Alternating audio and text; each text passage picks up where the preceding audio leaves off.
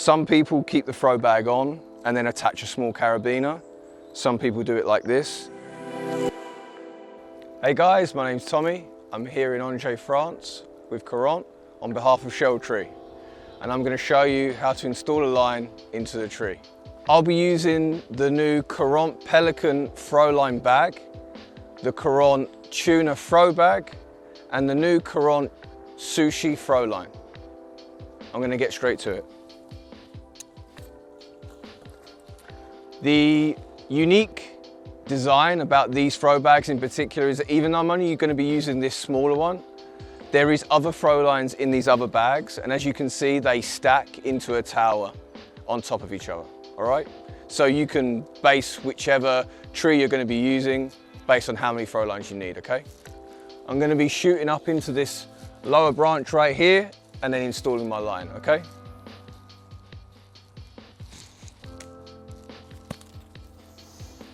One of the best things about using this bag is that where it stands up high off the ground, it's super easy to then recoil your line back into the bag, nice and neatly, ready to re-shoot again.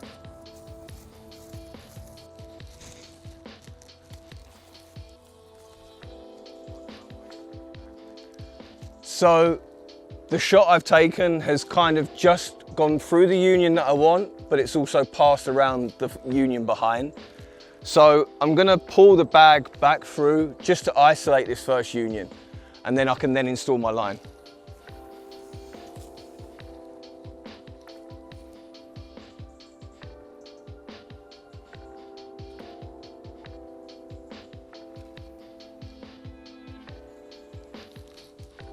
Now I've isolated my throw line over one union, I'm now going to pull my line back over, tie it off so it's isolated, and then attach my device.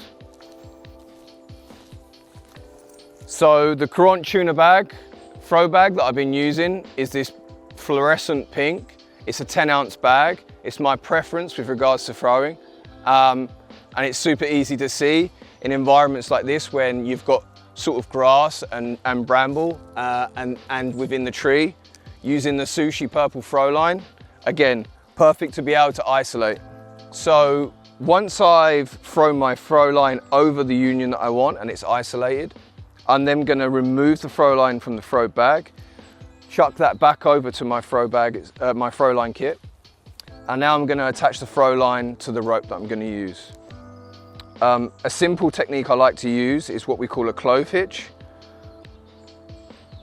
And once I've got the clove hitch, I pop the line straight through the middle.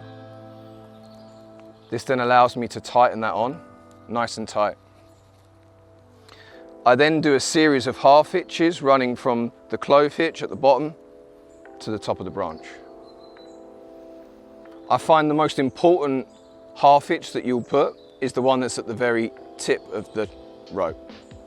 The reason is that it allows the rope then to snake over the union and hopefully not become snagged. Some people keep the throw bag on and then attach a small carabiner. Some people do it like this. It really is just personal preference and probably based on the tree in which you're about to climb.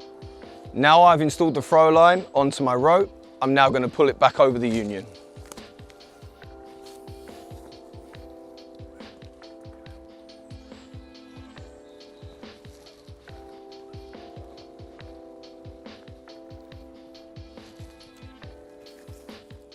I can then just take off the clove hitch and the half hitches that I had on the line, reattach my throw line to my throw bag, and store it back into the Pelican.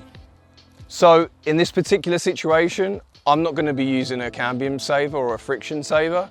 I'm just going straight for an isolated anchor. But if you feel like you want to check out something where we install a cambium saver or friction saver from the ground using a throw line, check out some of our other videos on shelltree.com.